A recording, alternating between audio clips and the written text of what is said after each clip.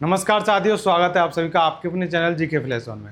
आज की वीडियो में हम बात करेंगे एमपीपीआरटी 2025 के बारे में, जिसको आप इस नाम से बहुत अच्छे से समझते होंगे।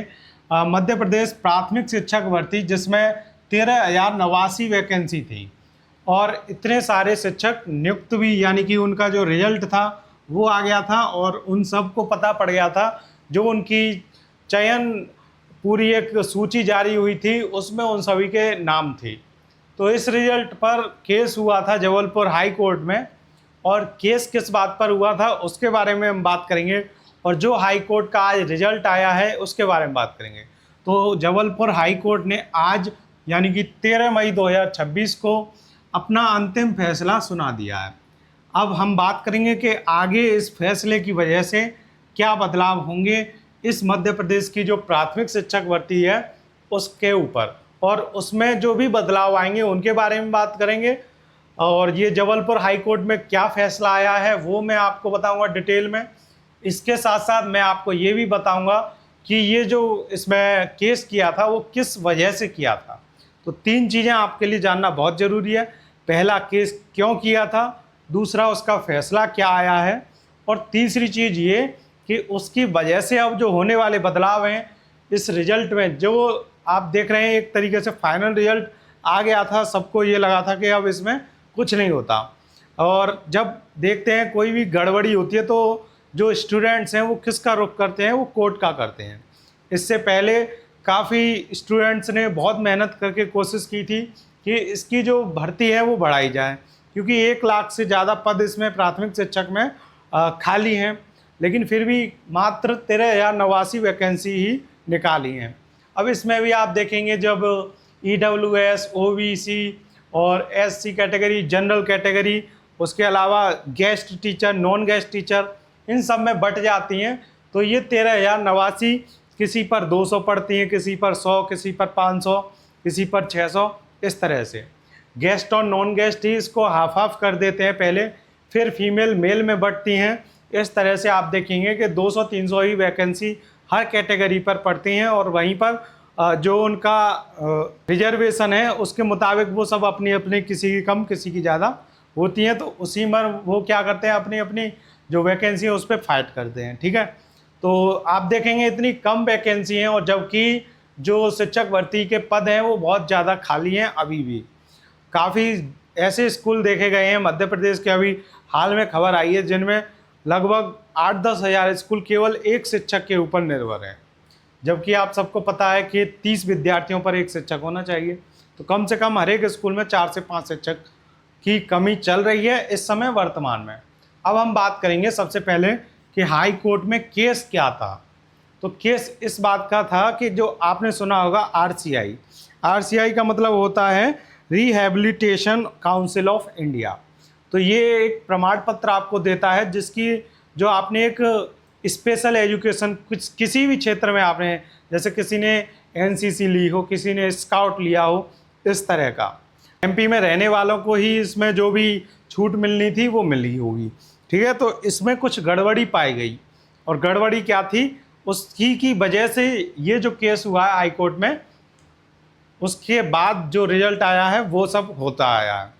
तो मैंने आपको डिटेल में बता दिया, RCI एक छूट देता है स्पेशल एजुकेशन वालों को, और उसमें इन्होंने क्या किया, जो जितने कैंडिडेट थे उनके बारे में आपको डिटेल में बताऊं कि लगभग केवल 2194 कार्मिक जो MP के कार्मिक हैं, और 3077 पेशेवर पंजीकृत हैं, जबकि 14,964 उम्मीदवारों ने बोनस अंक प्राप्त किए।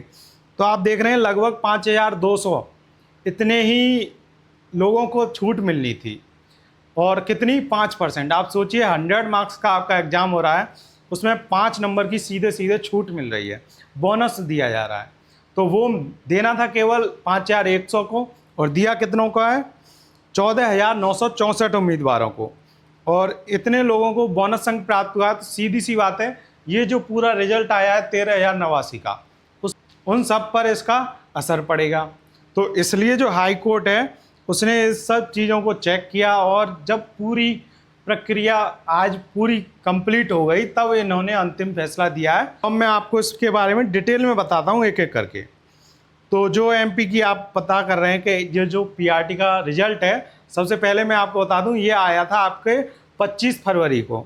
उसके बाद क्या हुआ है कि आरसीआई डिप्लोमा की वजह से दोबारा इसकी जांच होनी चाहिए। इस पर केस किया गया कि ये जो रिजल्ट है इसमें गलत तरीके से 5% बोनस अंक दिए गए हैं, और जिनके पास ये सर्टिफिकेट नहीं है उन्होंने भी इसके लिए बोल दिया कि हम भी स्पेशल एजुकेशन रखते हैं, और वो भी उसमें एलिजिबल हो गए, और उनका भी इस स्पेशल जो एजुकेशन का उनको फ़ायदा मिलना था 5% बोनस का, वो उनको मिल गया, और इस लिस्ट में उनका नाम भी है। तो उन पर केस किया गया।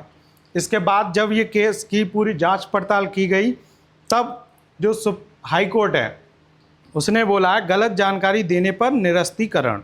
जिन उम्मीदवारों ने यस विकल्प चुना था लेकिन आरसीआई डिप्लोमा अपलोड नहीं किया, जिनके पास वैध प्रमाण पत्र नहीं है, उनकी उम्मीदवारी निरस्त की जाएगी।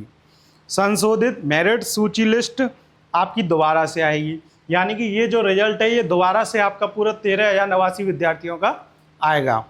तो इसमें क्या होगा, फर्जीवाड़े की आशंका की वजह से लगभग 15,000 आवेदकों को बोनस देखते हुए मेरिट लिस्ट नए सिरे से तैयार की जाएगी। और इसके लिए जो हाई कोर्ट है उसने केवल 3 महीने का समय दिया है। 3 महीने की समय सीमा में पूरी प्रक्रिया दोबारा जांच की जाएगी उसकी, और संशोधित सूची जारी की जाएगी। और ये जो फैसला है ये आज की तारीख में जबलपुर हाई कोर्ट ने ही सुनाया है। अब इसकी प्रक्रिया क्या रहेगी, स्टेट गवर्नमेंट चयन सूची, यानी कि जो आपका रिजल्ट आया है सिलेक्शन लिस्ट में, उसको एमपी ईएसबी के पास वापस भेजेगी, और ईएसबी सभी आवेदन पत्रों की दोबारा से जांच करेगा। जितने भी एप्लीकेशन या फॉर्म आए हैं उन सब की दोबारा जांच होगी कि कहीं इसमें आरसीआई में जो भी गड़बड़ी है उन सबको दोबारा जांचा जाएगा। तो आगे अब आप देख रहे हैं कि जितना भी रिजल्ट है, अब इसमें से 15,000 को इन्होंने बोनस अंक दिए हैं, तो वो 15,000 पहली बात तो 5,100 ही हैं, तो उतने आप देखेंगे लगभग 10,000 कैंडिडेट से वो नंबर कम होंगे, तो सीधे सीधे ये जो रिजल्ट है इसकी कट ऑफ पर असर पड़ेगा। और ये जो कट ऑफ है वो अभी आपने देखा है 98 और 99 परसेंटाइल गई है। जो जनरल की कट ऑफ थी वो 99 गई थी, तो उसकी जो कट ऑफ है उस पर भी असर पड़ने वाला है। अब ये जो 99 परसेंटाइल आप देख रहे हैं ये हर एक की है, गेस्ट में अलग है, नॉन गेस्ट की अलग है, और ईडब्ल्यूएस की अलग है, ओबीसी की अलग है, एससी कैटेगरी की अलग है। इस तरह से सबकी अलग अलग है, मेल की अलग है, फीमेल की अलग, तो उनके उसी मुताबिक वो नंबर कम होंगे। तो क्या क्या बदलाव हो गए अब हमें ये पता पड़ गया, मैं आपको ये फाइनल बता दे रहा हूँ। सबसे पहले तो क्या आएगा, रिवाइज्ड रिजल्ट आएगा,